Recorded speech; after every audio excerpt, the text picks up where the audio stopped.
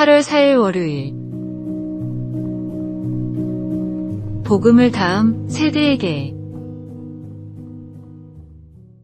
세계 여러 무신론자와 활발한 토론을 벌이고 있는 시대를 대표하는 기독교 변증가 윌리엄 레인 크레이그 박사는 최근 청소년과 청년 세대들이 교회를 떠나는 것이 큰 문제가 되고 있다며 경고했습니다. 크레이그 박사가 말한 교회를 떠나는 젊은 층의 7가지 특징은 다음과 같습니다. 1. 대부분은 교회를 다녔던 경험이 있다. 2. 복음과 관련 없는 설교를 많이 들었다. 3. 용기를 낸 솔직한 질문에 진부하거나 성의 없는 답을 받았다. 4. 성경을 소중하게 여기는 사람을 존경한다. 5. 14살부터 17살 사이에 교회를 떠나기로 마음먹는다.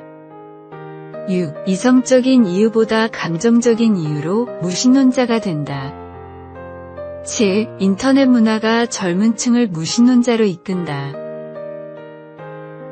더욱 결정적으로 전달해야 하는 것이 우리의 의무입니다. 우리가 믿는 복음을 다음 세대에 온전히,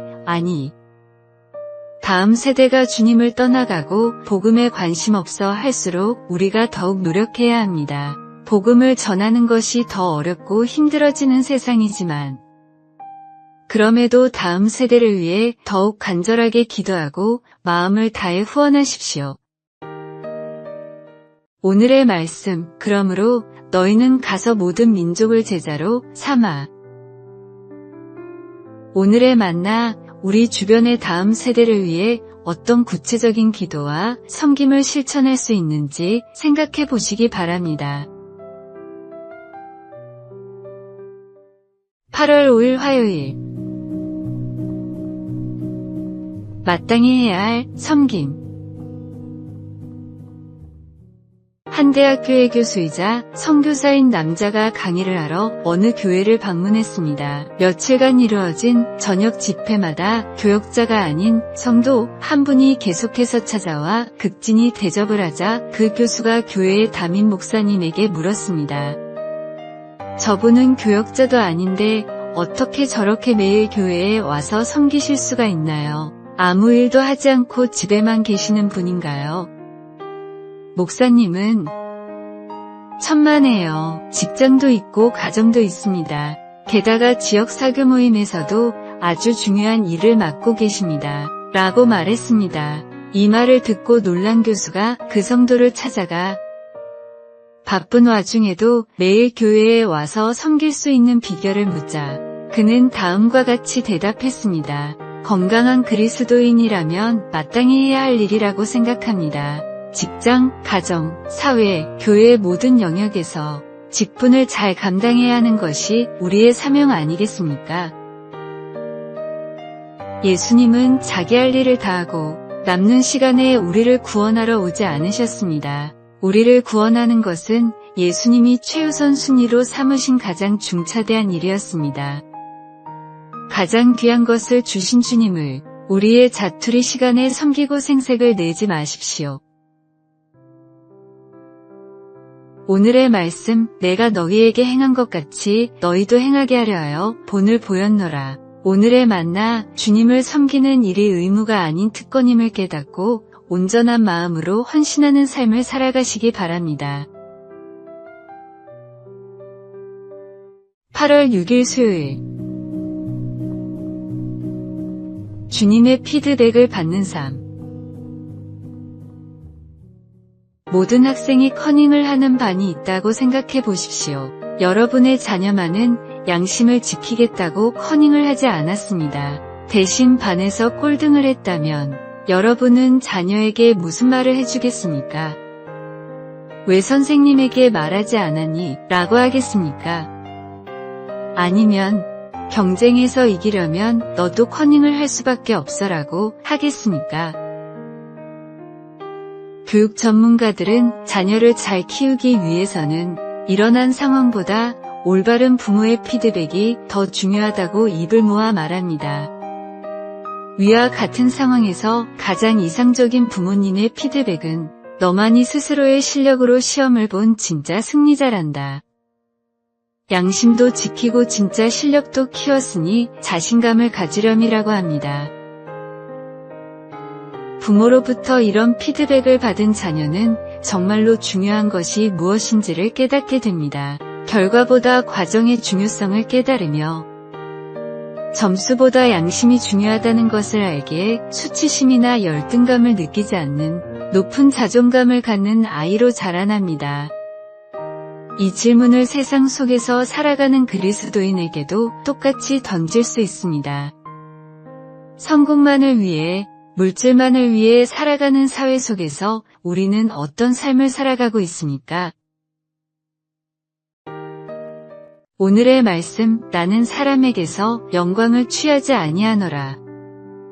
오늘의 만나, 세상의 평가보다 주님의 인정을 구하며 올바른 과정을 중시하는 신앙인이 되시기 바랍니다. 8월 7일 목요일. 사랑이 만든 기적.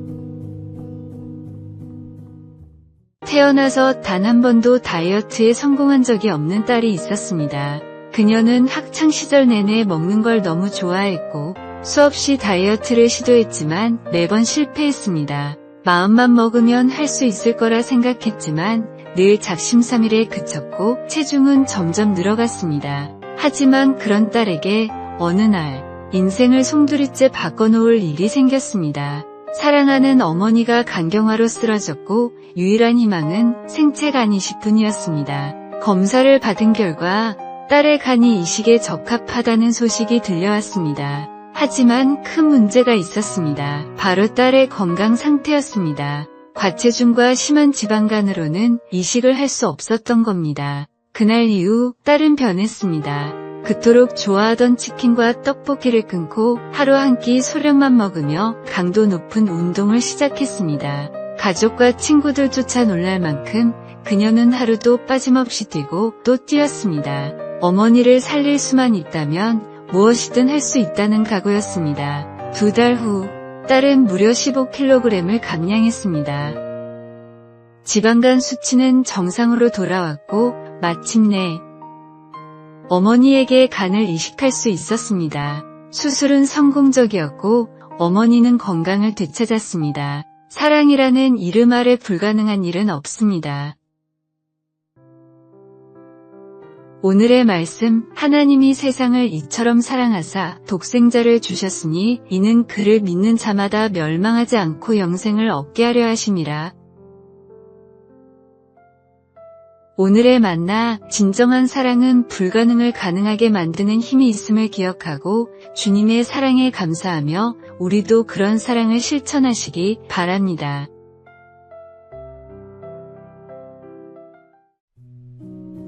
(8월 8일) 금요일. 복음의 씨앗. 누가복음 8장에서 예수님은 씨 뿌리는 자의 비유로 사람들을 가르치시면서 세상에는 4가지 밭이 있다라고 말씀하셨습니다. 4가지 밭은 크게 좋은 밭과 나쁜 밭으로 다시 나눌 수 있습니다. 좋은 밭은 뿌려진 씨가 30배, 60배, 100배의 결실을 맺는 옥토입니다. 반면 나쁜 밭은 이런저런 이유로 제대로 결실을 맺지 못하는 길가에 있는 밭, 돌과 자갈이 널린 밭, 가시덤불이 깔린 밭입니다. 이 비유를 보는 사람들은 대부분 좋은 밭과 나쁜 밭에 집중하고 있습니다. 그러나 예수님은 다음에 2가지 사실을 가르치기 위해 이 비유를 사용하셨다고 합니다. 첫째, 농부의 은혜입니다. 밭이 아무리 좋아도 씨가 뿌려지지 않으면 결실을 맺지 못합니다. 하나님의 은혜가 아니면 우리가 아무리 좋은 밭이라 하더라도 스스로는 열매를 맺을 수 없습니다. 둘째, 복음을 전해야 할 의무입니다. 농부는 딱 봐도 어떤 밭이 좋고 나쁜지 알 텐데도 이와 상관없이 부지런히 씨를 뿌렸습니다. 모든 사람이 구원받기를 원하는 것이 하나님의 마음이라는 것을 알았기 때문입니다. 누구보다 죄인이고 악한 우리의 마음에도 주님이 복음의 씨앗을 뿌려주신 것처럼 우리 주변에 있는 사람이 누구인지를 막론하고 부지런히 복음의 씨앗을 뿌리십시오.